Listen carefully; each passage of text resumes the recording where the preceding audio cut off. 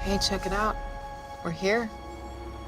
Welcome to Key House. I could never get your father to talk about his life here.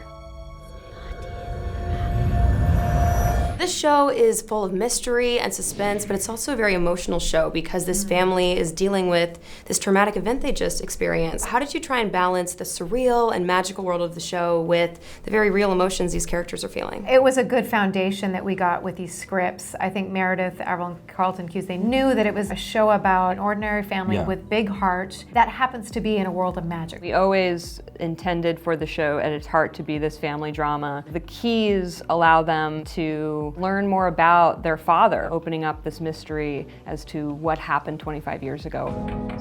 Whatever you think you understand about those keys, you don't. There are definitely some creepy moments in this show, and I will say that last night after I finished watching the series, there was an earthquake. Did you guys feel that? Yes, we did. I thought it was a home invasion. See, I thought the shadow people were coming for me. I was like, Dodge just found me, it's all happening, and I was like, oh my gosh, it was an earthquake.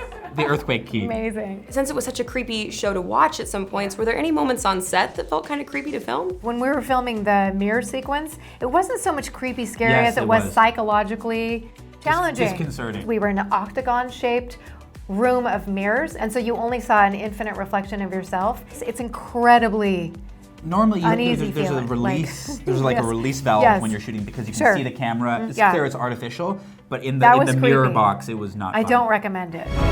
There is a crazy evil thing who wants these keys. Now, this is a very complex show with so many sets and special effects. What was the most challenging part of bringing this series to life? There are visuals in Joe and Gabe's comic that are really spectacular, but really hard to translate to the screen. Like the head key. In the comic, you literally split a person's head open. You can look inside and see this sort of like clockworks of what's going on. Meredith and I had to come up with sort of a metaphorical way, for instance, to do that. For each of the characters, we had to invent a magical world in their head that would sort of personify who they were. How is any of this possible? So if you could use the head key on yourself, what do you think the inside of your head would look like? Have you ever seen the painting The Scream?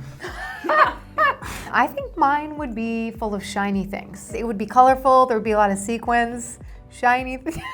It sounds like a fun place to be. I like it. Bodhi? Holy crap. If you like fantasy, if you like murder mystery or a family show, it's a little bit of like a Stranger Things, Harry Potter, Chronicles of Narnia, Lost in Space sort of thing, all mushed together, but it's very original in that way, and that you can't say it's just like one of those shows. There's really something for everyone, for the horror fan, fantasy fan, for the young adult coming of age story fan, family dramas. It just has all of those elements working for it. This is a show where you can sit down kind of across generations and with all sorts of different family members, and you'll all find something to like in it.